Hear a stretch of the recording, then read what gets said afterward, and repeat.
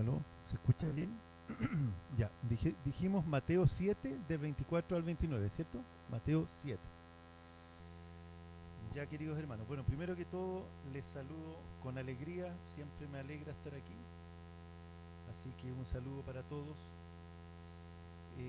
Hoy día el sermón que yo que empecé a preparar hace algunas semanas, lleva por título, y quiero que se entienda bien, lleva por título dos tipos de oidores de la palabra.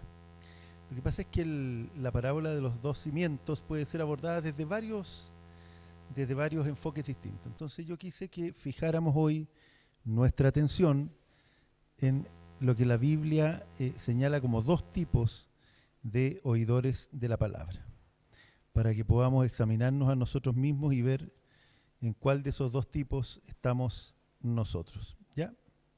Lo puedo poner ahí. Ya. Y efectivamente el texto es Mateo 7 del 24 al 33, del 24 al 29. Lo vamos a leer y luego vamos a orar. ¿Ya? Dice así la palabra del Señor. No sé si la encontraron ya. Esto es en la página 988. Creo que esta es la misma de las Biblias que hay acá, 988. Ya, la palabra del Señor dice así. Por tanto, cualquiera que oye estas palabras mías, está hablando el Señor, y las pone en práctica, será semejante a un hombre sabio que edificó su casa sobre la roca. Y cayó la lluvia, vinieron los torrentes, soplaron los vientos y azotaron aquella casa, pero no se cayó porque había sido fundada sobre la roca. Todo el que oye estas palabras mías, por otro lado, y no las pone en práctica, será semejante a un hombre insensato que edificó su casa sobre la arena y cayó la lluvia, vinieron los torrentes, soplaron los vientos y azotaron aquella casa y cayó, y grande fue su destrucción. Cuando Jesús terminó estas palabras, este es el final del Sermón del Monte, las multitudes se admiraban de su enseñanza, porque les enseñaba como uno que tiene autoridad y no como sus escribas. Los invito a orar, queridos hermanos. Padre nuestro, sabemos que estás entre nosotros, sabemos que cuando nos reunimos para aprender de ti, para rendirte culto, tú estás entre nosotros más allá del nivel de comprensión que nosotros podamos tener de esto. Tú estás aquí, Señor. Y en este momento te rogamos, te ruego que tu palabra sea expuesta, que tu palabra pueda hacer efecto en nuestros corazones, Señor. Que pueda haber un crecimiento espiritual en tu iglesia al ir comprendiendo las verdades del Evangelio. Que puedas tú, Señor, el Espíritu Santo, generar un cambio en nuestros corazones a través de exponernos y escuchar tu palabra. Gracias, Señor, gracias por el infinito privilegio que tenemos todos de estar aquí rindiéndote culto. Gracias porque algo tú has hecho en nuestros corazones que nos llevan a estar aquí esta mañana. Bendito Dios, te rogamos una vez más, somos tu iglesia y queremos crecer en ti, queremos aprender más y más acerca de cómo vivir una vida que a ti te agrade. Gracias, Señor, y te ruego que durante este mensaje y en la medida que vayamos profundizando en tu palabra, el Espíritu Santo haga cambios, nos revele, nos muestre, nos ilumine nuestra mente para poder comprender tus verdades y para poder mirarnos como en un espejo para saber cómo estamos. Gracias, Señor. Todo esto te lo pido en el nombre de Jesús. Amén. Amén. Bien, ya. El pasaje que acabamos de leer, esto de lo que también se conoce como los dos cimientos, ¿cierto? Es la culminación de lo que se conoce tradicionalmente como el Sermón del Monte, ¿ya? El Sermón del Monte, yo creo que todos los que llevamos algún tiempo en la iglesia sabemos de qué se trata. Es uno de los pasajes más citados a lo largo de la historia, ha sido estudiado, es un pasaje que hay un cierto consenso en la teología en considerarlo muy importante, al punto de que se hace un paralelismo entre el Sermón del Monte y la ley que entregó el Señor en las tablas de la ley a Moisés en Éxodo 34, en el monte Sinaí, diciendo que este sermón que está al inicio del primer evangelio y al inicio de la labor del Señor en la tierra, constituye algo así como un plan de gobierno que él presentó para que supieran de qué se iba a tratar el reino de Dios, de qué se iba a tratar el reino de Dios. Tan famoso es el Sermón del Monte que incluso en la cultura popular, ajena al mundo religioso, hay partes que se citan, se conoce, por ahí de pronto en algún discurso se escucha decir, no sé, pues nadie es profeta en su propia tierra, o hay que poner la otra mejilla, o cosas que están en el Sermón del Monte y que se conocen por cultura popular, digamos, ¿ya? Vamos a ver algunas cosas iniciales. Perdón, lo primero que voy a decir. Hoy día no vamos a predicar el Sermón del Monte. El Sermón del Monte, no sé si alguien pudo, no levanten la mano, pero yo pedí ayer por el grupo si podían leer los capítulos 5, 6 y 7 de Mateo. Ojalá que alguien lo haya hecho. Ojalá que alguien lo haya hecho, porque eso les puede permitir, ayuda bastante a lo que vamos a ver hoy, ¿ya? Los capítulos 5, 6 y 7 de Mateo abordan este Sermón del Monte, ¿ya? Yo les decía que no vamos a ver hoy, evidentemente, el Sermón del Monte, porque encontré solamente una serie de predicaciones en una iglesia donde expusieron completo el Sermón del Monte, y son 91 mensajes, o sea, es aproximadamente 1 año y medio, más o menos, claro, predicando el Sermón del Monte. Eso no es lo que vamos a ver hoy. Hoy yo quiero ver algunas cosas muy simples para entender de qué se trata, para tratar de generarles la motivación para que lleguen hoy día desesperados a su casa tratando de leer estos 3 capítulos, y vamos a ver si al final, qué es lo que dice el Señor, declaraciones muy solemnes que están al final de este sermón, ¿ya? Y poquitas cosas generales sobre el Sermón del Monte. Lo primero que tenemos que ver son algunos aspectos que es necesario tener en cuenta para no naufragar en la interpretación del Sermón del Monte, para no desviarnos respecto de lo que esto es, ¿ya? Entonces, lo primero que vamos a decir es que el Sermón del Monte no contiene normas o no se trata de enseñanzas que esté dando Jesús para saber cómo podemos llegar a ser salvos.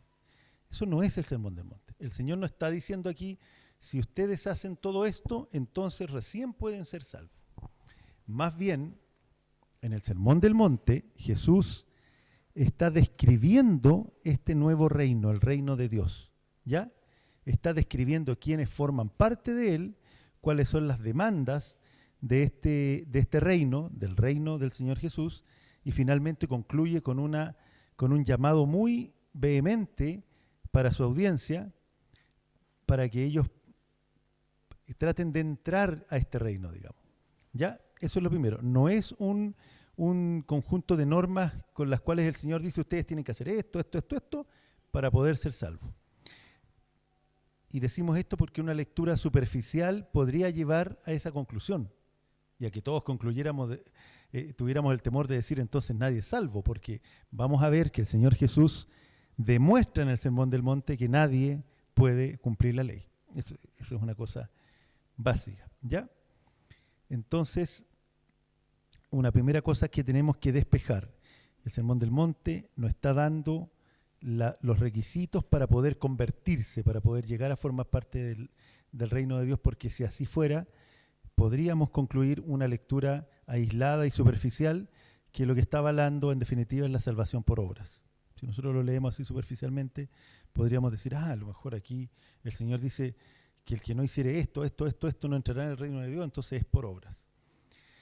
Hoy día hablábamos con los hermanos, por aquí están, con los hermanos del catecúmeno, justamente la necesidad de interpretar la Biblia teniendo en cuenta toda la teología bíblica, toda la enseñanza bíblica, ¿ya? Entonces, por ejemplo, con respecto a la salvación, ¿qué dice la Biblia respecto a la salvación? Pablo es sumamente categórico en Efesios 2, 8, 9 y 10, cuando dice, se los leo, porque somos hechura suya, Pablo está hablando a creyentes, somos hechura suya, creados en Cristo Jesús. Vamos más atrás. Porque por gracia ustedes han sido salvados por medio de la fe. y esto no procede de ustedes. Sigamos el hilo, por favor, hermanos. Pablo está diciéndole a los hermanos, ustedes han sido salvados por gracia. La gracia es un regalo inmerecido, ¿cierto? Es un don que yo no merecía, pero por ninguna parte, y Dios quiso dármelo porque me escogió, porque me miró y no me miró por ningún mérito. Vamos a ver incluso en las bienaventuranzas que casi es por deméritos, es porque nos faltaban muchas cosas, y Pablo dice, porque por gracia ustedes han sido salvados por medio de la fe, y esto no procede de ustedes, sino que es don de Dios. La fe tampoco procede de nosotros, sino que es don de Dios, ¿ya? No por obras, para que nadie se gloríe. O sea, ahí tenemos un principio básico que impide leer el Sermón del Monte y decir, entonces esto es por obra, yo tengo que poner la otra mejilla, yo tengo que ayunar. No, estamos hablando de cosas distintas. Porque por gracia ustedes son salvos y esto es don de Dios, no por obras, para que nadie se gloríe. Pero inmediatamente, que es lo que nos pasa a veces, que no leemos lo que sigue, Pablo inmediatamente, en el versículo inmediatamente posterior dice, porque somos hechura suya, creados en Cristo Jesús para hacer buenas obras. Porque somos hechura suya, creados en Cristo Jesús para hacer buenas obras, las cuales Dios preparó de antemano para que anduviéramos en ellas. Entonces, esto, yo pensaba, esto tiene una dificultad más teórica que vivencial. Cuando uno lo vive, uno lo entiende, el Hijo de Dios lo entiende. Nosotros no somos salvos por obras, pero luego entendemos con el nuevo nacimiento que estamos creados para buenas obras y que Dios preparó para que anduviésemos en ellas. Y un buen resumen de estas buenas obras, que es como este plan de gobierno, esta nueva ley que está en el Sermón del Monte, justamente son estos 3 capítulos. O sea, si uno preguntara, pero ya, ¿y dónde están esas buenas obras? Una de las principales partes de la Escritura a las que podríamos ir es a estos 3 capítulos. Ahí están las buenas obras. Vamos a ver algo de eso, ¿ya? Perfecto. Entonces lo que decíamos es que tenemos que leer el Sermón del Monte a la luz de toda la revelación bíblica, sabiendo que la salvación es por gracia, pero que a su vez se nos dice que fuimos salvados para buenas obras. Y ahí está, es algo, entre comillas, más o menos sencillo. Ya vamos a ver cuál es la dificultad que tenemos nosotros con nuestra carne para llevar adelante esto. ¿Ya? Por ahí se ha acuñado una frase que resume bien esto, que dice que nosotros no fuimos salvados por obras, sino que para buenas obras. No por obras, pero para buenas obras. ¿Ya? Ya. El Sermón del Monte, digamos algo respecto de su estructura, que es una maravilla, es una pieza maravillosa, incluso en su estructura gramática. Si pueden estudiarlo, véanlo. Es impresionante cómo está hecho el Sermón del Monte. Se divide en 3 grandes partes, ¿ya? Una parte inicial, como introductoria, donde el Señor dice quiénes son los ciudadanos de este reino. Esos son las bienaventuranzas, lo vamos a ver muy breve. ¿Quiénes son los ciudadanos de este reino? Tiene luego una parte central, donde el Señor explica lo que es la justicia de este reino, básicamente en 2 aspectos: la justicia, cómo se expresa respecto de nuestra relación con Dios y cómo se expresa respecto de nuestra relación con los demás. Y la tercera parte concluye con un llamado ferviente, les decía yo, que hace el Señor a que las personas se comprometan con este reino. ¿Ya? Ese es como el esquema muy general. Ese es el esquema muy general del Sermón del Monte. ¿Quiénes son los destinatarios del Sermón del Monte? Y esto también es bueno saberlo. Los destinatarios son grandes multitudes que lo seguían.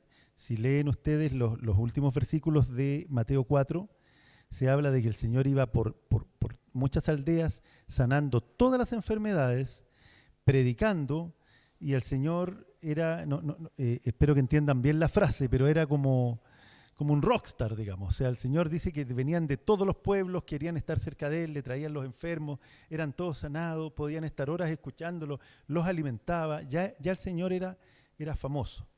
Entonces, en este mensaje, Él está hablando a 2 grupos de personas, y eso, por favor, tratemos de asimilarlo. Por una parte está hablando a sus discípulos, y por otra parte está hablando a un grupo de personas que querían oírlo, que estaban motivadas con esto, pero que aún no eran sus discípulos. ¿Ya? Yo les dije que este mensaje yo quería centrarlo en el tema de que hay dos tipos de oidores de la palabra. Y la Biblia muestra a lo largo de la Escritura que siempre hay distintos tipos de oidores de la palabra. Algo leímos también en Santiago. Y por alguna razón hay personas que sin ser creyentes, sin haber nacido de nuevo, les gusta ir a escuchar esto que se habla. ¿Ya? Pero eso lo voy a dejar para el final. Solo les adelanto que hay un riesgo en eso. De hecho, pensé en llamar este sermón el riesgo de los buenos sermones, porque a veces es muy grato si uno encuentra algún predicador en internet y uno puede pasar horas oyéndolo, pero ahí podría haber un autoengaño en que yo no estoy cambiando, simplemente tengo el gozo de estar escuchando esto, pero eso no se traduce en ningún cambio en mi vida. Simplemente estoy domingo tras domingo o a través de internet escuchando sermones que me generan algún grado de paz, etcétera. Pero el tema es qué hago luego yo con mi vida, con lo que tengo que ordenar. ¿Ya? Entonces dijimos a quienes está dirigido, ¿cierto? El Sermón del Monte, que es muy conocido a lo largo de toda la historia de la Iglesia, ha sido una porción privilegiada para estudiarla. Y con respecto a esto de que nadie será salvo por obras. Una aclaración aquí de esto de que nadie puede ser salvo por obras, porque en general todos nosotros tendemos a afirmar eso. Yo creo que si yo preguntara aquí, ¿hay alguien que piensa que puede ser salvo por obras? Casi por formación evangélica diríamos, no, uno es salvo por gracia, ¿cierto? Pero vean ustedes lo que el Señor plantea. Hay dos cosas que fueron muy revolucionarias en su momento para su público. O sea, tenía un público que estaba esperando para saber qué era lo que iba a decir este nuevo rey. Lo primero muy revolucionario fue quiénes son los ciudadanos de este nuevo reino. Hermanos, el pueblo de Israel, por ejemplo, les digo esto, el pueblo de Israel llevaba más de 400 años cuando el Señor viene a la tierra, sin haber recibido profecía, sin haber recibido palabra de Dios. El último profeta del Antiguo Testamento, que es Malaquías, desde él hasta el Señor Jesús habían pasado 400 años en que el pueblo no tenía nuevas palabras y estaban esperanzados en la llegada de este Mesías y tenían promesas de que este Mesías, si ustedes las ven en el Antiguo Testamento, iba a liberar al pueblo, iba a permitir que el pueblo de Israel estuviera por sobre las otras naciones. Entonces, no era extraño que pudieran ellos interpretar esto de una manera más política, social, esperar un rey, porque además leían el Antiguo Testamento y veían todas estas batallas ganadas por David, etcétera. Entonces podían estar esperando un libertador que iba a venir a liberarlos incluso, en el caso concreto, del yugo del Imperio Romano. No era tan extraño que esperaran un líder político, digamos. ¿Ya? Eso es lo primero. Entonces viene el Señor y primero dice quiénes son los ciudadanos del reino.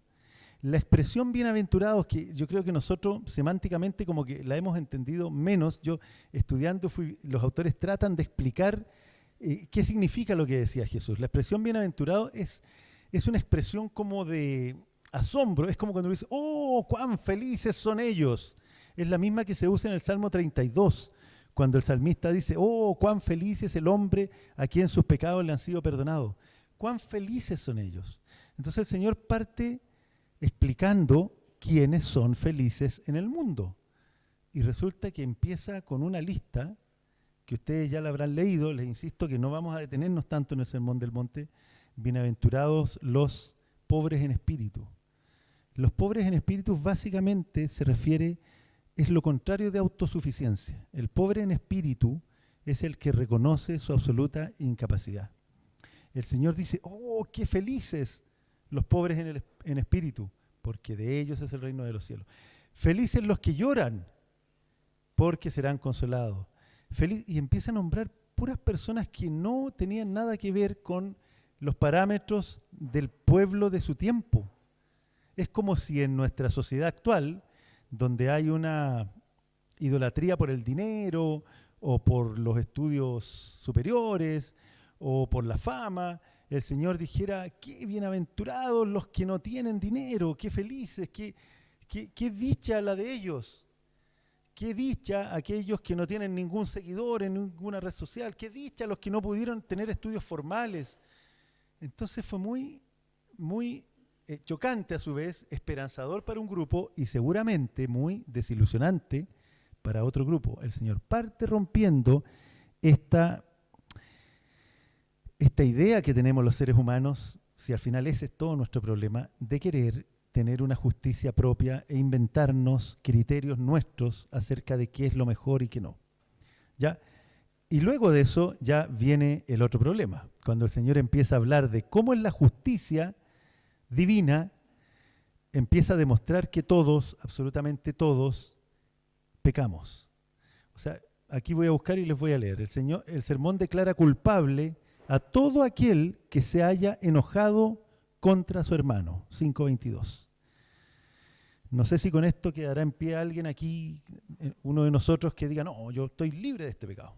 El Señor dice, culpable todo el que se haya enojado contra su hermano. Ya no es necesario el homicidio, son culpables.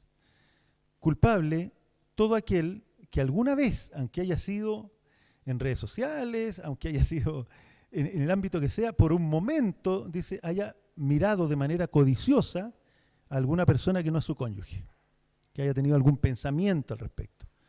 Culpable, ¿ya? Luego declara culpable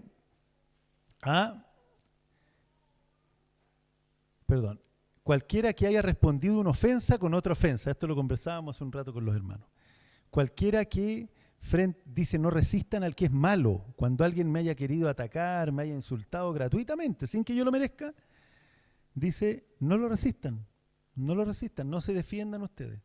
Y si llega a golpearlos, pongan la otra mejilla. Lo que está fuera de esto es pecado. Entonces ahí seguimos.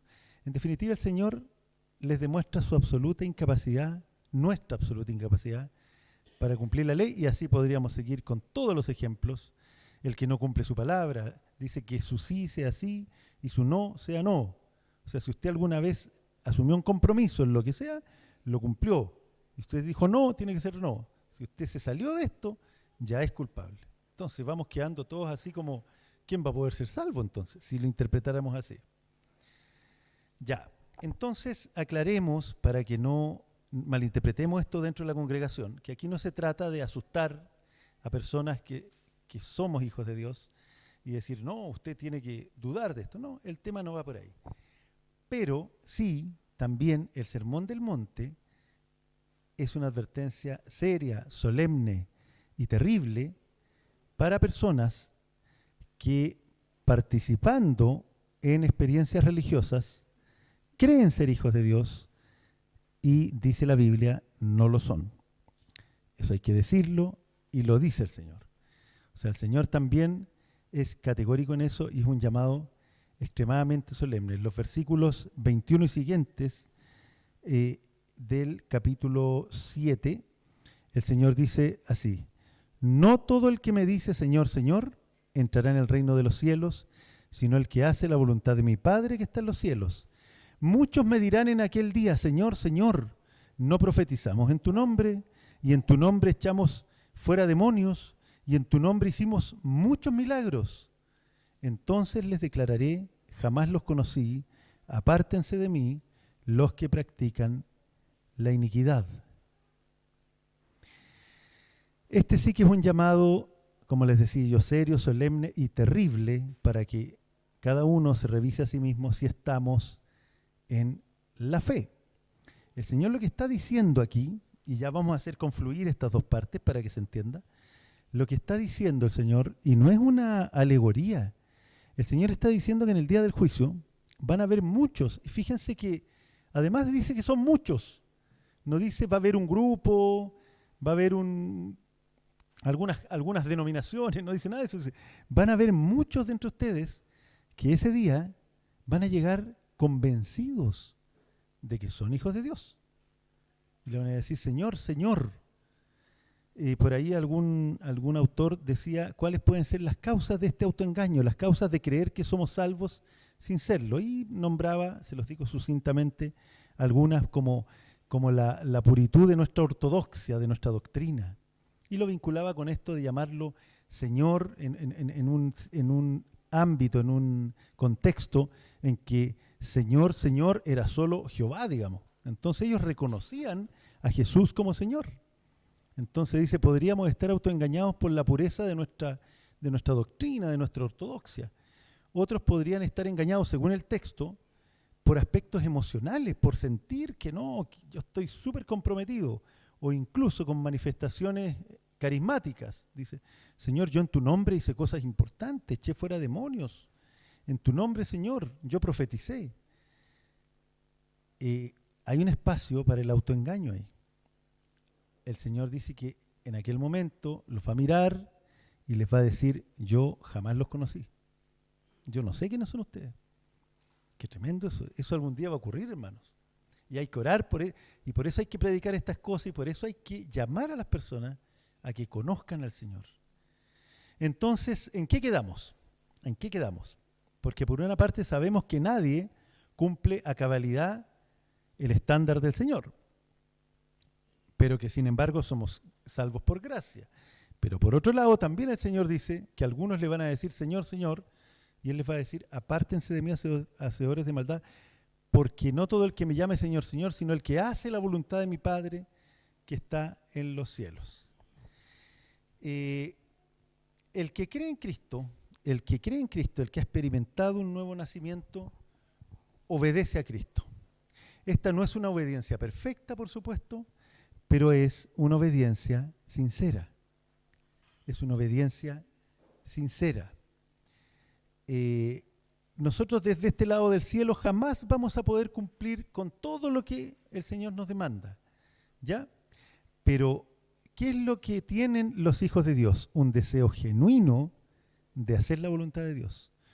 Un peso, una carga, un sufrimiento por el pecado. ¿El cristiano puede pecar? Sí, por supuesto, ¿quién diría que no?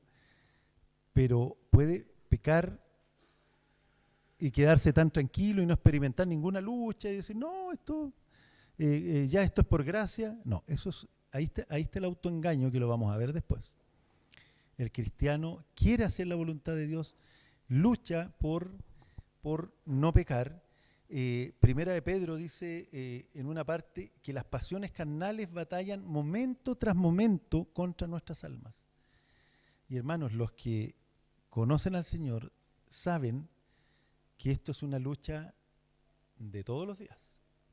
O sea, nosotros queremos hacer la voluntad de Dios. ¿Cuántos de nosotros nos hemos levantado a veces, no sé, temprano, de madrugada a orar, pensando que con eso, y como el pecado está en nosotros, de pronto después vemos aparecer esta ley que está en mí, como dice Pablo, veo otra ley en mis miembros que me quiere llevar de nuevo cautivo a la ley del pecado.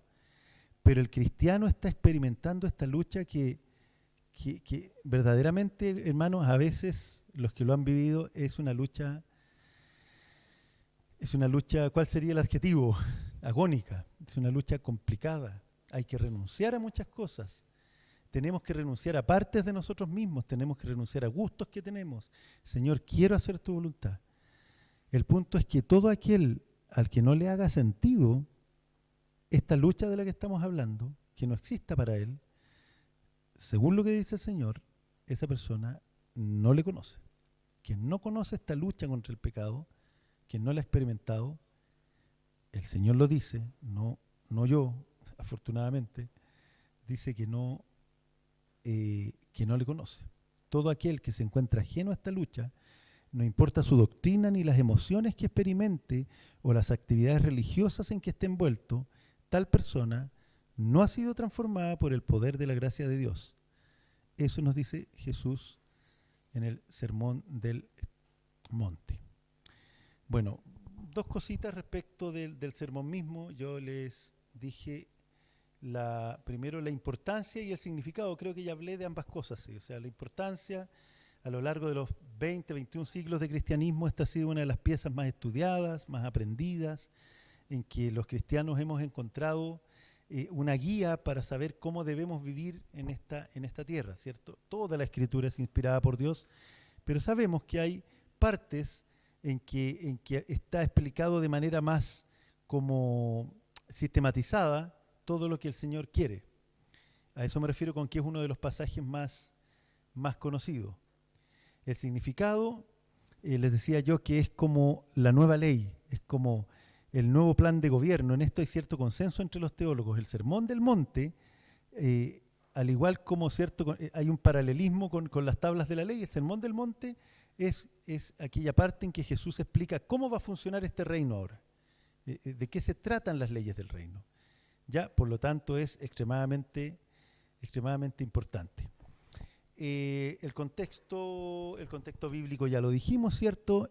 Habían habido 400 años sin nueva revelación, sin que el Señor hablara. Aparece Jesús y al inicio del primero de los evangelios, en los primeros capítulos, Él plantea este plan de acción para el reino de Dios, digamos, ¿ya? Al inicio de Mateo.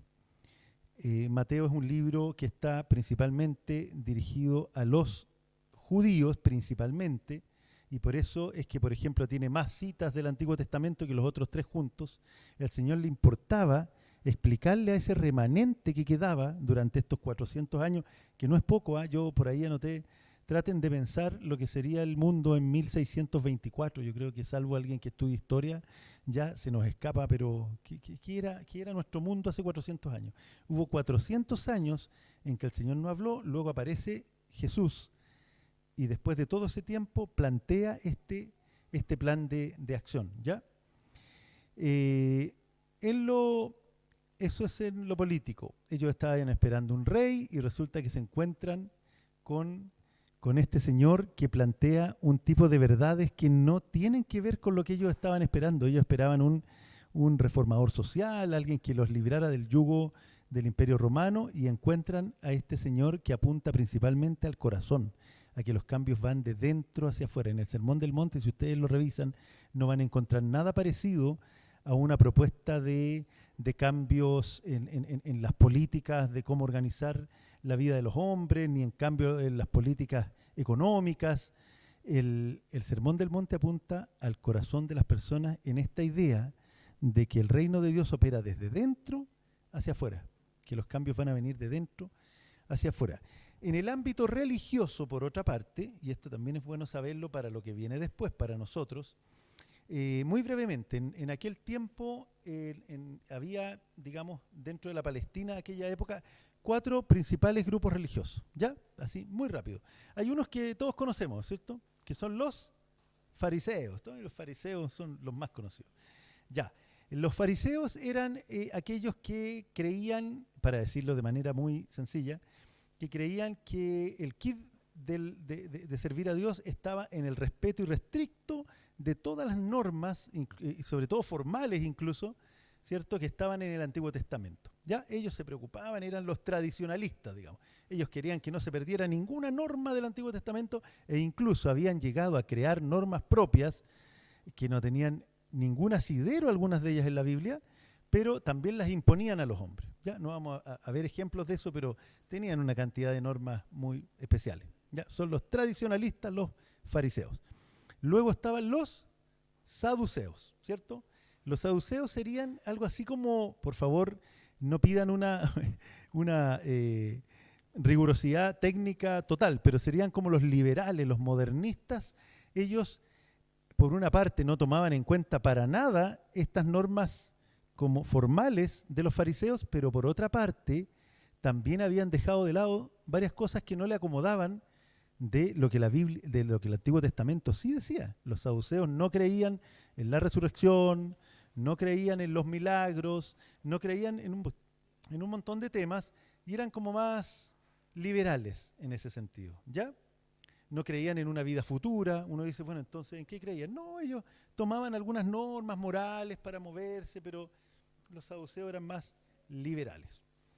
Habían otros 2 grupos no tan conocidos, pero que estaban ahí en el panorama de Palestina de aquellos años, y muchos de ellos pueden haber estado en el Sermón del Monte escuchando al Señor, que eran los esenios.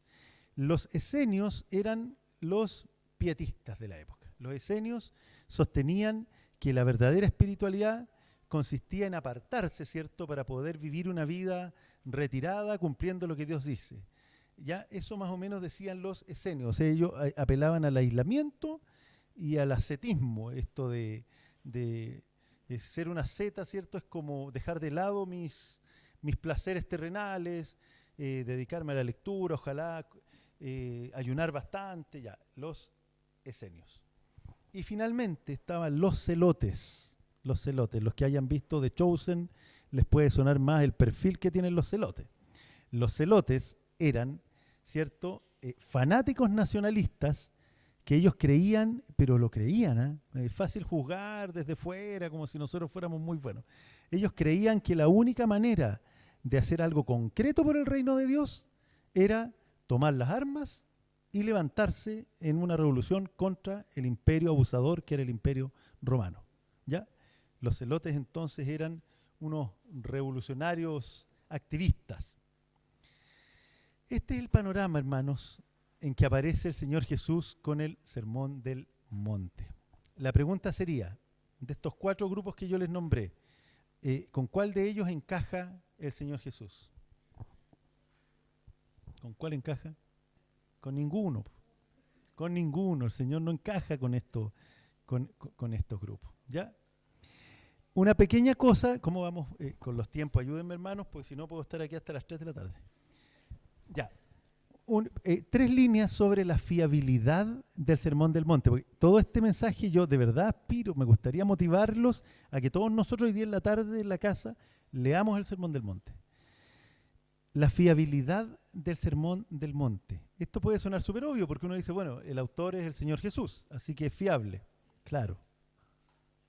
Pero dense cuenta que el Señor Jesús, junto con ser un hombre, mientras caminaba por Galilea, qué sé yo, por todos estos lugares, Palestina, Él es Dios, por lo tanto hay que tomar en serio algo.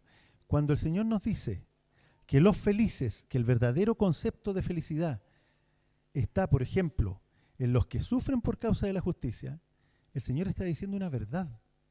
Si a nosotros eso no nos hace sentido y como que no lo podemos entender, creámosle al Señor y pensemos que a lo mejor estamos muy influenciados por la cultura y eso no nos permite ver quiénes son verdaderamente felices en el mundo. La expresión bienaventurados es felices. Entonces cuando el Señor dice, por ejemplo, que no nos preocupemos de qué vamos a vivir o con qué nos vamos a vestir o que no amemos las riquezas, quien está dando ese mensaje no es un predicador de los que predican, digamos, no sé, no es Billy Graham, no es los que quieran ustedes, todos los referentes que tengan, John Piper, es el autor de la vida. Cuando el Señor dice esto les va a hacer mal, estamos hablando de Dios predicando. El Señor conocía toda la historia desde que nos hizo, todo el Antiguo Testamento, conoce todo lo que ha pasado con cada ser humano, por lo tanto la fiabilidad de lo que Él dice acá es absoluta. Y claro, es complejo cuando Él dice, el que te hiera en una mejilla, ponle la otra. Eso es lo mejor. El Señor después nos dio un ejemplo, cuando lo golpean, lo tienen ahí, ya cuando lo toman preso para crucificarlo, hay un soldado que lo golpea y el Señor no se defiende, simplemente lo mira y le dice, ¿por qué me golpeas? Pero entonces cuando el Señor dice estas cosas, no las está diciendo cualquier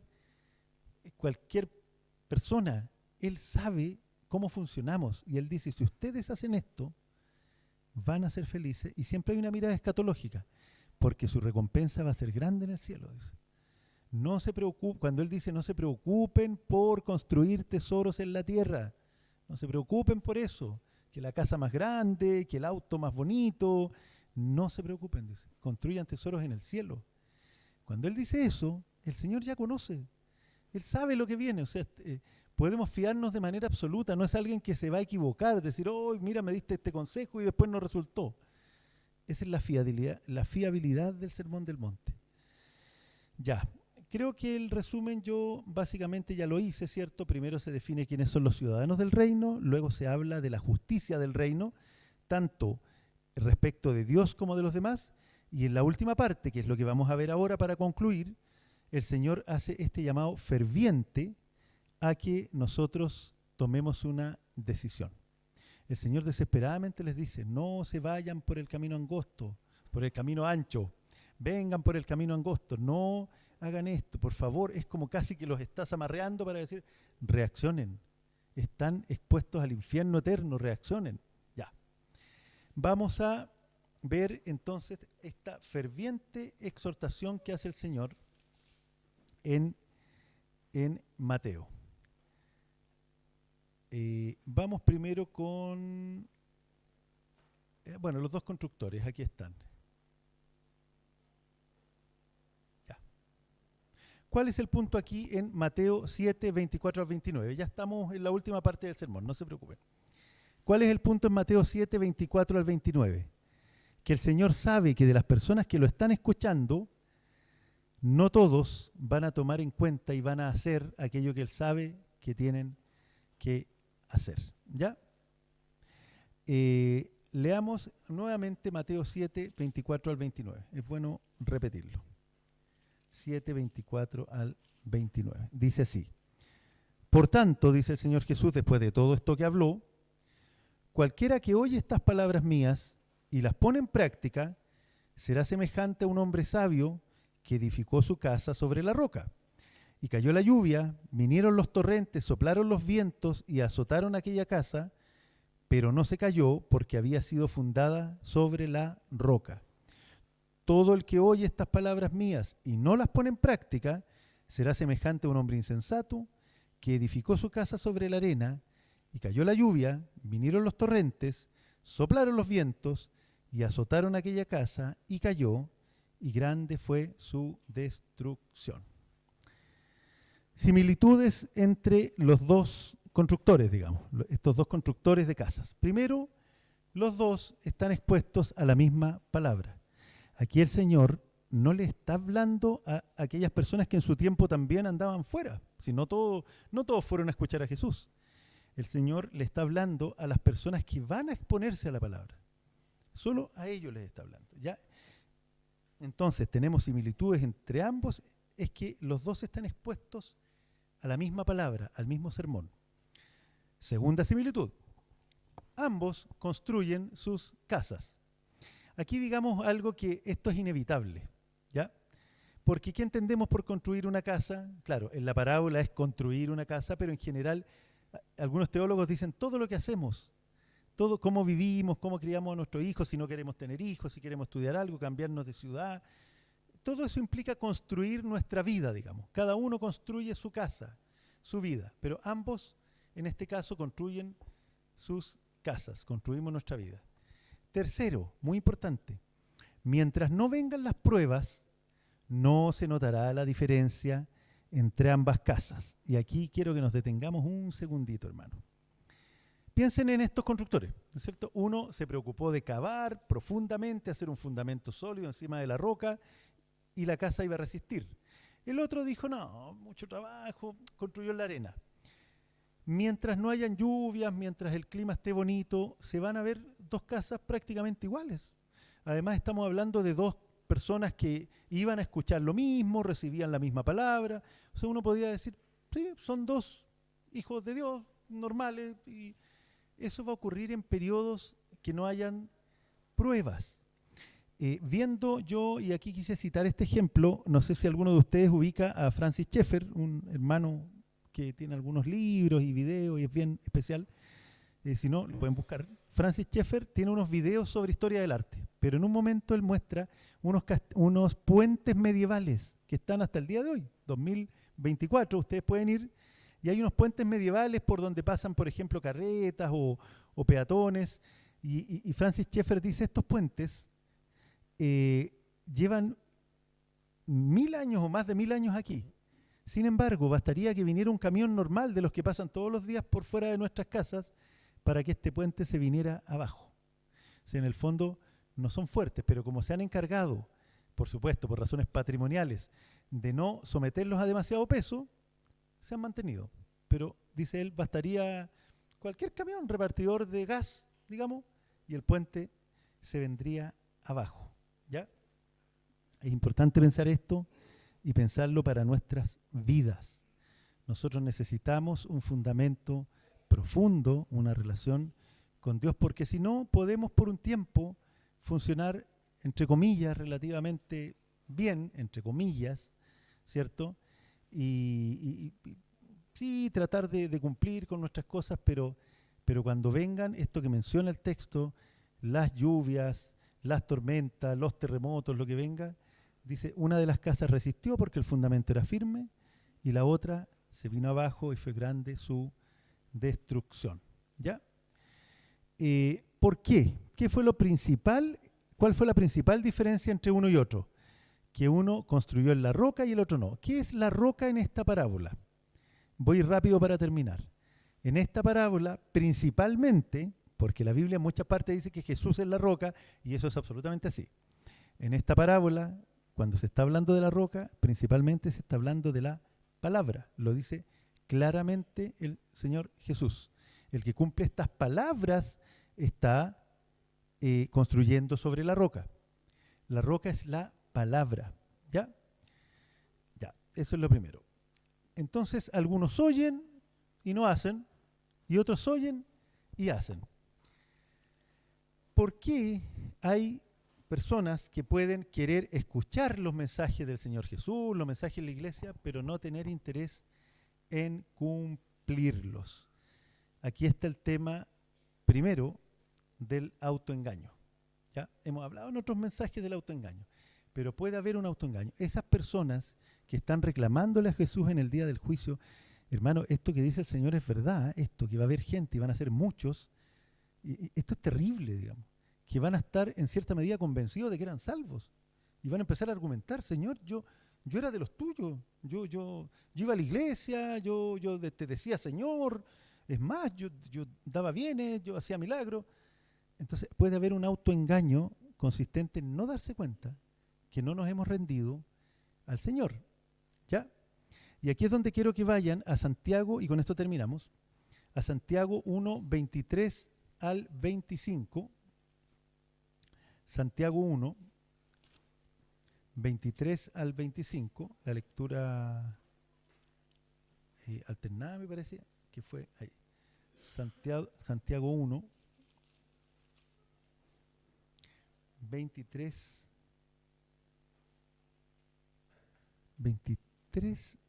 al 20, 22 sería el 25 parece.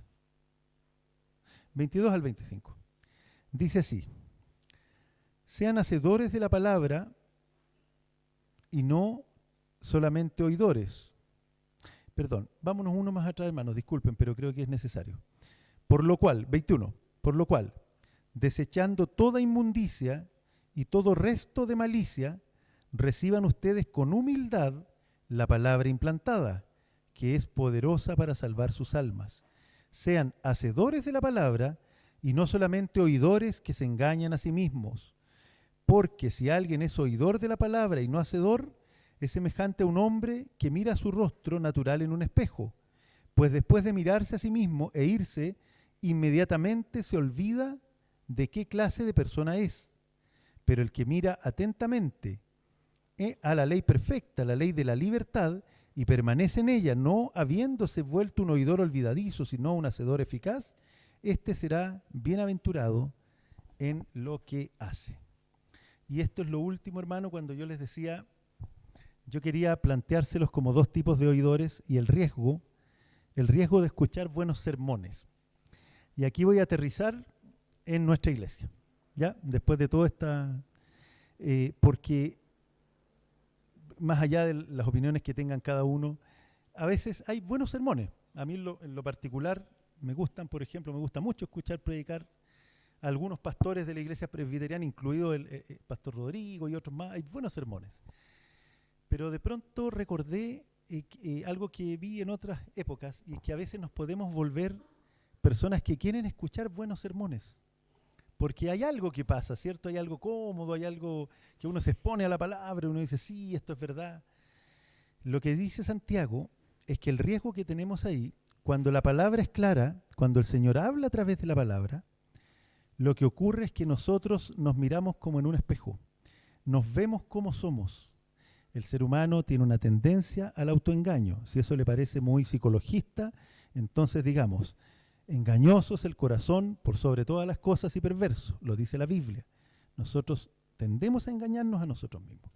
Empezamos de pronto a desarrollar a lo mejor una idea de autoestima o una idea de cómo funcionan las cosas, y por eso siempre tenemos que volver a la palabra. Cuando la palabra nos habla, nosotros nos sentimos confrontados y frente a Dios nos damos cuenta de la situación espiritual en la que estamos. Eso es lo que nos pasa, nos vemos de verdad. Lo que está diciendo Santiago, cuando usted escucha la palabra, es como que se esté mirando en un espejo.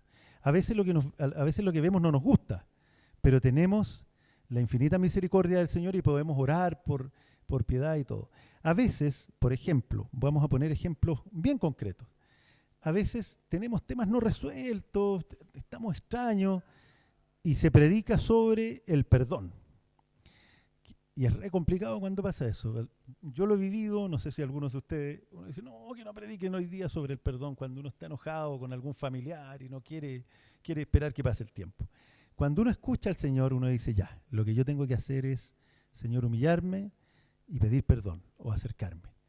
Entonces, cuando estamos frente a la palabra, estamos como frente a un espejo, pero dice que el oidor olvidadizo se va y luego se olvida cómo era, se olvida de qué clase de persona es, dice. Y volvemos a nuestras categorías no bíblicas. Y podemos volver a las categorías a decir, no, si en realidad, a ver, no fue tan terrible, no, yo creo que más bien deben acercarse ellos a mí. Nos olvidamos. Entonces, eso es lo que ocurre. Y en distintos órdenes de cosas. Quizás las personas que sienten un llamado, por ejemplo, a servir a tiempo completo, también les puede pasar eso. Leen la Biblia, se dan cuenta que Dios los está llamando, pero por otro lado tienen un futuro prominente en su carrera, en su negocio, y mientras la leen dicen, Señor, tú me estás hablando esto, pero luego yo me voy y me olvido de esto, me olvido qué clase de persona, qué era lo que Dios me decía, y me empiezo a autoconvencer de nuevo de mi otra imagen, que también nos gusta, ¿cierto? Nos gusta, es que tengo mis amigos, les caigo bien. Entonces, Juan nos está diciendo eso. El oidor olvidadizo se ve en un espejo, luego se va y se olvida cómo era. Pero, dice, el que mira atentamente a la ley perfecta, la ley de la libertad, esto requeriría bastante más tiempo, pero la ley de Jesús en nosotros, hermano, no es un conjunto de códigos de restricciones como un código penal. El Señor nos está llamando a la ley de la libertad.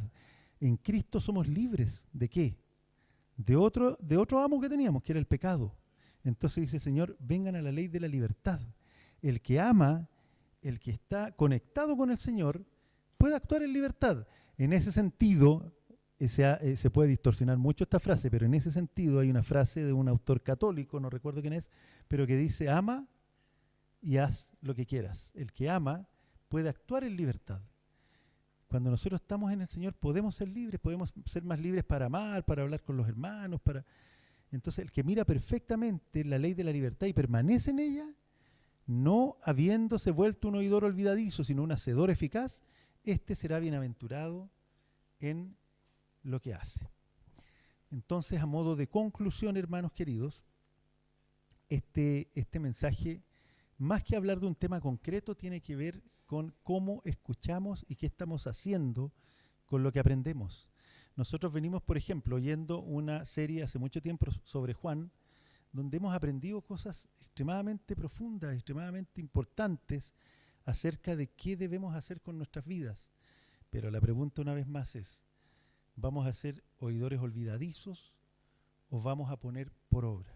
El Señor, cuando habla de los dos constructores, en esta parte del sermón ya le está hablando a gente que forma parte de la iglesia. Entonces, ¿cómo vamos a construir nuestra vida cristiana? Vamos a estar vez tras vez, ¿cierto?, viviendo problemas, viviendo dramas, viviendo de una manera complicada, o nos vamos a rendir, que no es fácil, todos lo sabemos. Cuando uno quiere rendirse para servir a Dios, hay cosas a las cuales renunciar y eso es difícil. Pero el Señor nos dice, no hay nadie que haya perdido en esta vida, ¿cierto?, bienes, familiares, amistades, que no vaya a recibir mucho más en el cielo, y aquí dice, también va a recibir más. Eso es una promesa bíblica. Entonces, ¿qué estamos haciendo con lo que escuchamos para que no corramos el riesgo de volvernos eternos niños en la fe, que escuchamos mensajes bonitos, que vamos a cultos que nos parecen lindos y a la otra semana otro culto lindo, pero que no experimentamos un cambio profundo en nosotros? Yo los invito durante la semana, hoy día, si pueden, en la tarde, que puedan leer el Sermón del Monte. Hay consejos de nuestro Señor muy profundos para todas las áreas y que empecemos de a poquito a ponerlos por obra. Porque lo otro es simplemente estar viviendo una religión, pero eso no nos va a permitir crecer en el conocimiento del Señor Jesucristo y en poder bendecir a otros, en poder vivir la vida que Él quiere que vivamos. ¿Ya? Ese es el mensaje, queridos hermanos. Vamos a orar para finalizar. ¿Ya? Señor, te damos gracias por tu palabra. Te damos muchas gracias, Señor. Primero por tu palabra que tú nos dejaste escrita y segundo por lo que hemos podido reflexionar hoy día, por lo que tú hablas en tu palabra. Te pido, Señor, por nuestra congregación, que tú hables a los corazones de cada uno. Todos tenemos, cada uno de nosotros, nuestros desafíos, nuestras luchas, y creo que también la mayoría de nosotros tenemos temas que sabemos que tú quieres tratar con nosotros. Señor, te ruego que nos des la valentía, que nos des la sabiduría de ser como este hombre prudente que construyó su casa sobre la roca que es tu palabra. Te ruego que las cosas que vamos aprendiendo de la Biblia podamos encontrar las maneras de vivirlas de manera práctica. Señor, creemos que no estamos obligados a seguir por décadas y por décadas siendo niños en la fe, teniendo los mismos problemas. Creemos, Señor, que el cambio es posible, que es difícil, que requiere renuncia, que requiere someternos a ti, pero que el cambio es posible. Así tú lo dijiste y tu palabra es cierta, Señor, y tú quieres obrar en cada uno de nosotros. Te pido por mis hermanos, te pido por esta congregación, Señor, que obres poderosamente en las vidas de cada uno de nosotros, que Cristo sea construido en nuestro interior. Ayúdanos, Señor, ayúdanos a no ser meramente religiosos, a no ser meramente observadores de formas, sino que a que tú vayas creciendo en nosotros. Ayúdanos, Señor, a renunciar a nuestro ego, a nuestros ídolos, a aquellas cosas que por ningún motivo queremos renunciar, más bien que seamos capaces de poner todas nuestras coronas y todo lo nuestro a tus pies y decirte, Señor, haz conmigo lo que tú quieras, sabiendo que tú eres bueno, que tú eres el Dios del universo y que lo que tú quieres para nosotros va a ser lo mejor, aunque a ratos no lo entendamos. Gracias, Señor, gracias porque eres bueno, gracias por tu misericordia, y en este momento te pido una bendición para todos los que estamos en este lugar, y también si hay personas que aún no te conocen, Señor, que pueda esta palabra actuar en sus corazones, que pueda el Espíritu Santo actuar en ellos para que sepan que tu palabra es verdad, que hay un camino, que frente a este mundo que ofrece infinitas posibilidades, en realidad hay una verdad, Señor, y que eres tú. Gracias, Señor, gracias porque somos tus hijos, porque estamos esperando tu segunda venida, porque sabemos que a los que aman a Dios todas las cosas les ayudan a bien, y te pido que nos enseñes a tener una autoestima y una autoimagen basada en nuestra relación contigo, Señor. Muchas gracias, Señor. Muchas gracias. En el nombre de Jesús. Amén.